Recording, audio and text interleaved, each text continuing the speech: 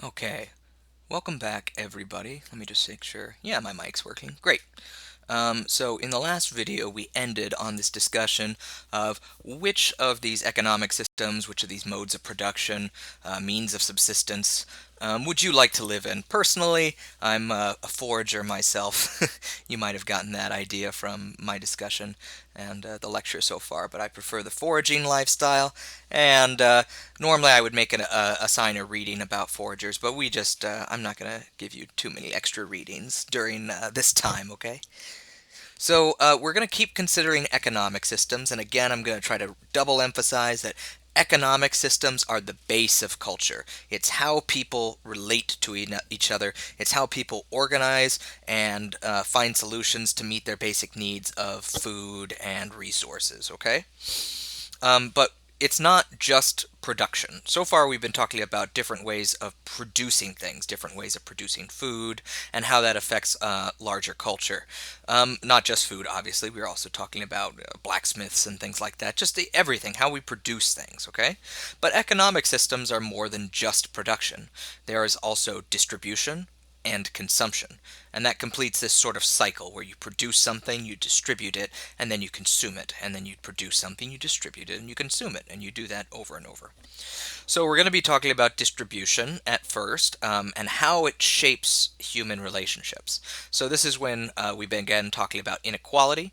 But it's also going to be talking about reciprocity, redistribution, the dreaded redistribution that we hear about, and market exchange. And then we'll move on to consumption afterwards. And consumption is, of course, how consumable goods have cultural meaning and value, how consuming something, using something that was produced until it is no longer usable, the consumption of the product. Consumable goods have cultural meaning that we are aware of, but not necessarily always explicitly. Okay. So there are three general types of redistribution I want you to know. There is reciprocity, redistribution. Oh, I'm sorry, these aren't the three. But anyway, there's reciprocity and redistribution. Reciprocity is a form of exchange that involves giving and receiving between relative equals, and as a part of a larger ongoing social relationship. Redistribution, on the other hand, is a form of exchange that involves collection of surplus or wealth by a central individual, group, or institution that controls how the wealth is redistributed and used. So, what are some examples of reciprocity?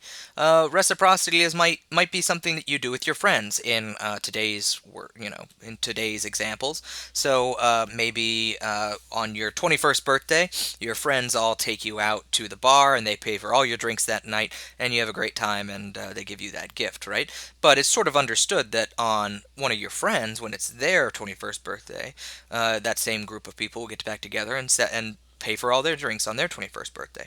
Or maybe just regular birthdays, or I know when we were in class, we were talking about baby showers, right?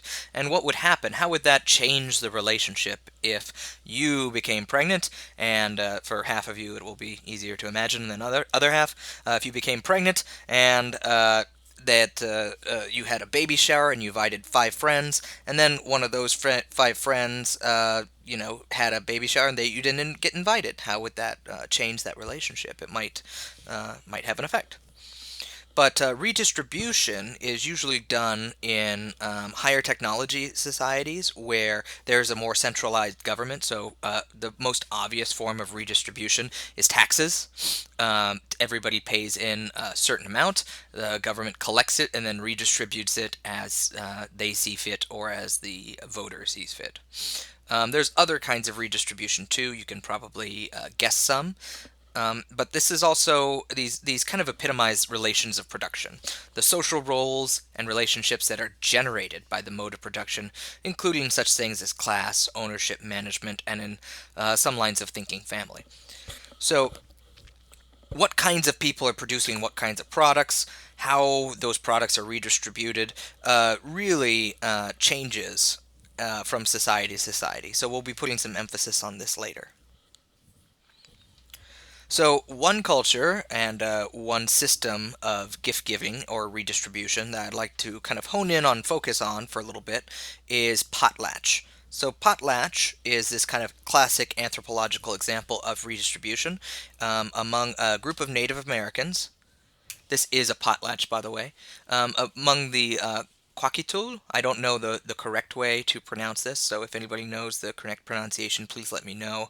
So I'm not making a mockery of it. They're a Native American group who lived along the west coast in a region called the Pacific Northwest. It's very rainy, very lush, very green, lots of animals and things to eat there. I'm going to go through this a little quickly, so don't worry if I'm skipping some words and not talking about every single thing on all the slides.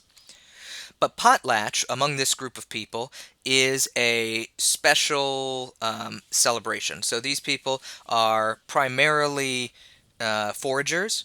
There's just so much abundance of food in the Pacific Northwest. There's salmon and there's berries and there's just food everywhere and fresh water that people don't really have to work very hard in order to meet their basic standards of living, and they don't really ever bother to domesticate animals or domesticate plants and start farming or anything because there's just no need to. Their population never gets very high.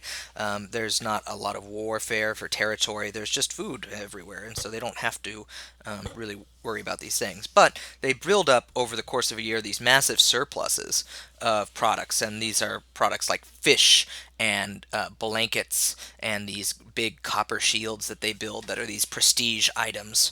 And among the groups of people, there's groups of 50 to 100 people that travel around and live together. They will come together periodically throughout the year for special occasions and have a potlatch, and it is be this big celebration of hundreds, sometimes thousands of people get together, and the big men from each of the smaller groups would engage in a competitive gift giving and destruction. So they just have this abundance of salmon and all these different products, and they have nothing to do with them, but they have a competition who can give away the most. So whoever has accumulated the most stuff is able to give away the most stuff at the end, right? They can give away tons and tons of stuff, and they gain social status through doing that, right? It's a little bit different system than we have. So the big men gain social status and prestige by giving away or destroying the most things. So sometimes everyone will have so much salmon because they receive so much from the big men and so many blankets that they could never use it themselves, and they start refusing, like, I don't need any more of this stuff, stop giving it to me. And so the big men still want to defeat the other big men and still be in this competition. So they just start throwing things into the lakes and the rivers and the in fire just to destroy it, to show off. So it's a social status through destruction and giving things away. So just to reflect a little bit, how do we gain social status in general? In that macro top level culture in the United States, how do we gain social status and prestige? It's true, Jeff Bezos, for example, the richest man in the world, who's also from the Pacific Northwest. Random fact. He's has a lot of power and prestige, but that doesn't. It's not because he gave away all of his things. It's not because he gave away so many of his things that he barely had any food after the end of this big giving away. In fact, he does get some prestige every once in a while. He'll donate a couple of $1 billion to some sort of charity, and that's a big deal. But it's a tiny, tiny percentage of his total net worth. Primarily the reason he has status and prestige is because his net worth is so high, and he keeps it. Not only does he keep it, but his status is increased the more he keeps it, and the more he makes, and the more he hoards, right? The more he keeps for himself. So it's very different than the system of whoever can give away the most. It's sort of opposite. So potlatches were held to mark important events such as honoring a new chief or celebrating a wedding, and a guest's importance was determined by what types of gifts they were given. We're going to skip this. Sometimes the potlatches would last for many days. This is just talking about the abundance of food in this geographic area. Some of their houses, we won't go into a lot of detail. They have a very simple technology because it's just so easy to catch fish. They build these large wooden fish traps that are not terribly sophisticated but extremely effective in catching salmon during the salmon runs. And they never overfished. You can watch this video if you want, but there's not going to be any sort of test or exam. It's not going to be on the exam. This is the modern day potlatch festival performed. So normally I would split you off into discussion groups, but I'd like you to just consider uh, how do our systems of distribution or redistribution in the United States differ from that of the Kwakiutl in the potlatch? How is it different? I've already indicated one way, talking about power and prestige, but what about the actual system of redistribution? How do we take money from people who have an abundance and give it from to those who don't, or food or other things? Are there any other counter examples that you might give? In what ways are the United States the same? How are some of the ways that people in the United States take part in this competitive gift giving? One example I would think about is dinner parties, particularly in the 1950s and the 1960s. American families used to kind of have these big, lavish dinner party culture where you'd invite a friend or a couple of families over to your house and you try to have the best dinner and give people the best alcohol, and then they would reciprocate. The next year, they might host the event and they would try to sort of compete with each other. And when you come over to my house, I've got the biggest table and the nicest house, and so there was a sort of competitiveness, but it's very different, right?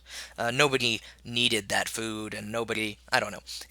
Think about some other examples if you can. How are these two systems the same, and how are these two systems different?